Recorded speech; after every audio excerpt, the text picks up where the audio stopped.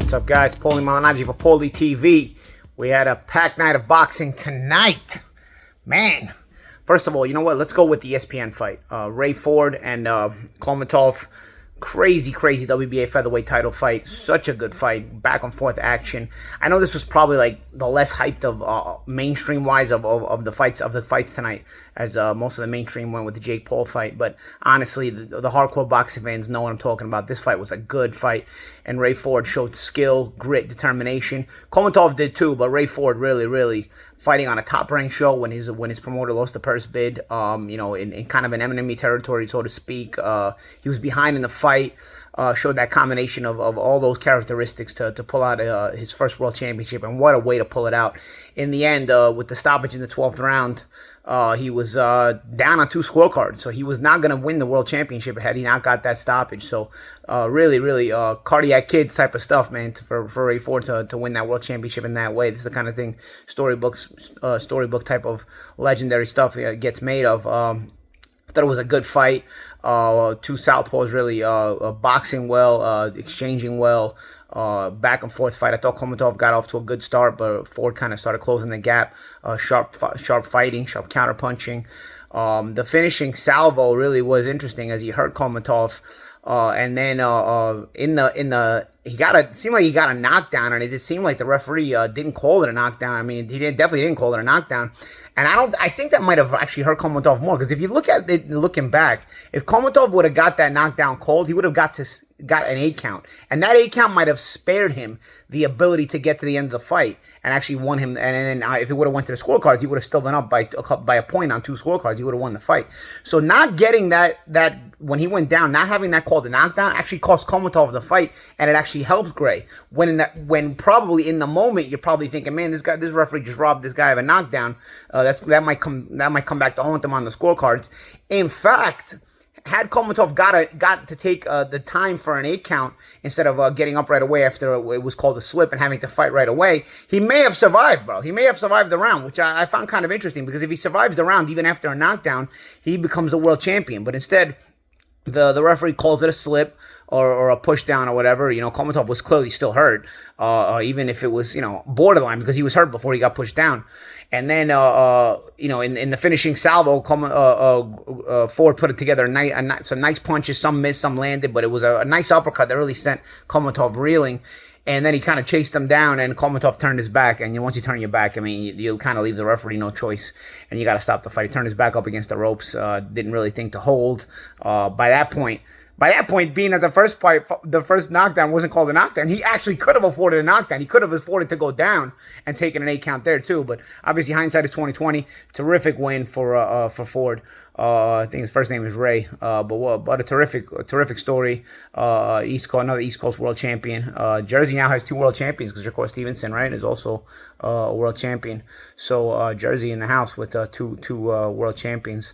Really looking forward to seeing more of Ford. He said after the fight he's not going to stay at it. He's not going to stay at 126 pounds. It seems like he struggles to make the weight.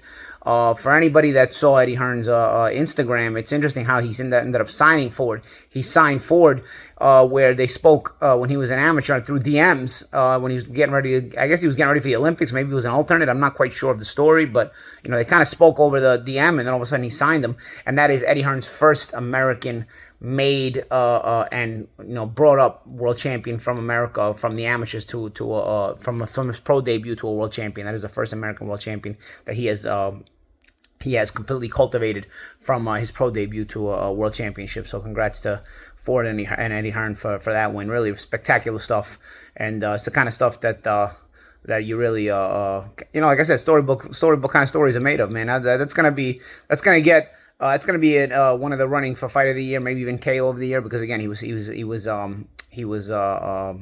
behind when he got the stoppage. So interesting stuff. With Jake Paul, first round knockout over this guy Borland. I thought the guy was kind of inept. Threw a couple of decent jabs to start the fight. Even when Jake was moving around, this guy wasn't cutting off the ring.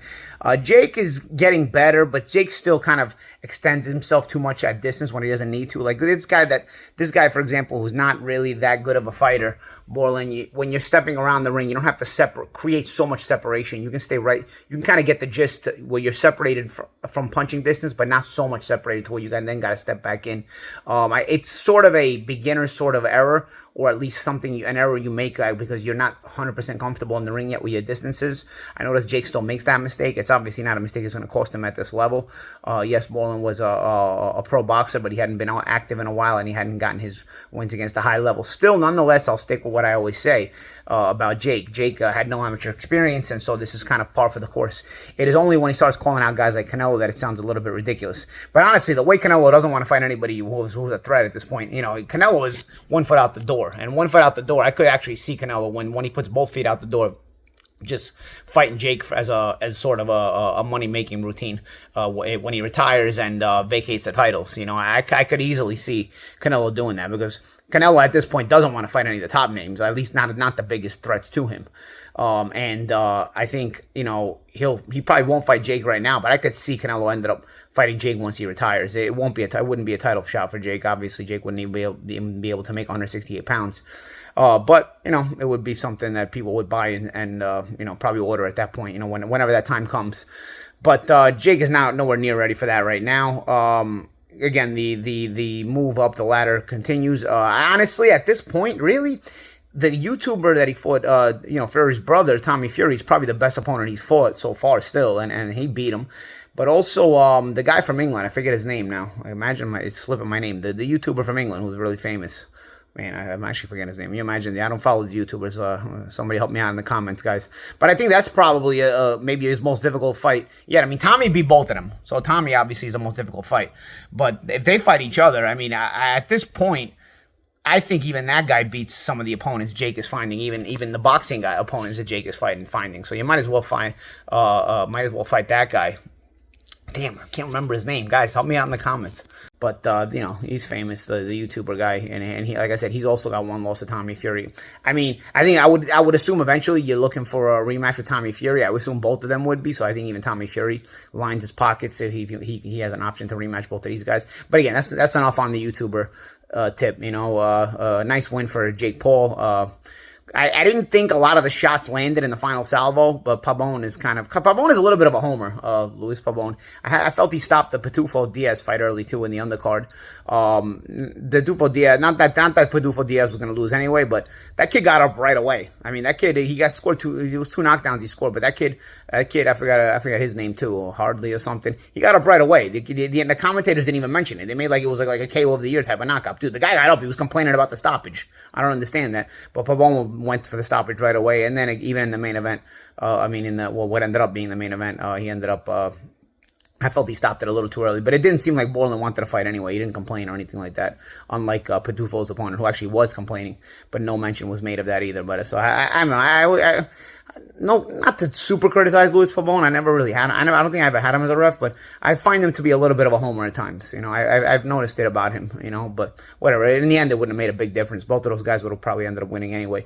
Amanda Serrano ended up getting her fight canceled tonight. Really, really weird. I think she had something wrong from the hair she had done. Some kind of chemical she put in her hair got into her eye in the dressing room, and then she wasn't able to fight. That's wild. I've never seen something like that. And I've been a guy who's had some kind of extracurricular activities with fashion accessory issues, in my boxing career as well. But this one was crazy because this one actually caused a cancellation. I've never even seen something like this. So I felt bad for Amanda because she had really been looking forward to this, to be able to fight in Puerto Rico. The fans were really looking forward to it. Credit to Jake and his manager for giving refunds to all the fans out there who came to see Amanda, because they could have easily said, hey man, you got the Jake as a main event, so you still paid, so go home. But instead they're going to give refunds, so that's pretty cool on their part. I always find Jake to be a pretty fair person, a good person, even if people don't always agree with what he's doing as a fighter. I find him to treat the fighters very well, and I find him that he does the right thing business-wise a lot of times towards people, and I think this is another example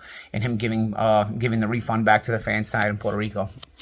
So that's kind of weird. I remember I had an issue fight week of my fight with Juan Diaz. My first fight with Juan Diaz in Houston, Texas. If anybody remembers, you got to be old enough to remember to go back that far. But I remember I got a cut in remember I got a cut in like the first round of the Juan Diaz fight, and then I caught Diaz in the second round. That cut that I got in the first round, I actually suffered it the week of the fight. I was working pads with my trainer Sharif Yunin, and we had a miscommunication on the pads, and I got elbowed, and I got cut.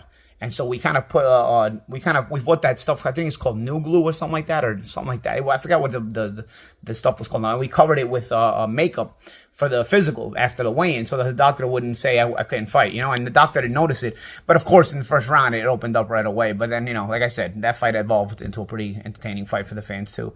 I felt it was the one where I ended up getting robbed of it. But I remember I ended up cutting Diaz in the second round, so then we were both cut anyway, so it didn't matter. We fought the full 12 rounds, and it was a good fight. But that was about as close to a fight week cancellation that I've had. I mean, I had to pull out of the Danny O'Connor fight. I did pull out of the Danny O'Connor fight when I was going to fight on the co-main event of Khan versus Algieri.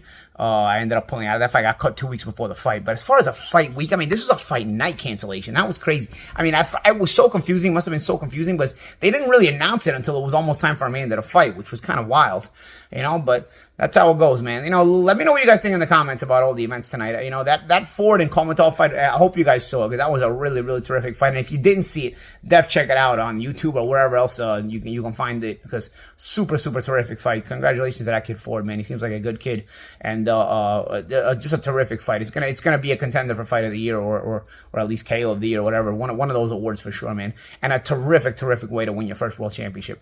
I'm Paulie Malignaggi. This is Paulie TV.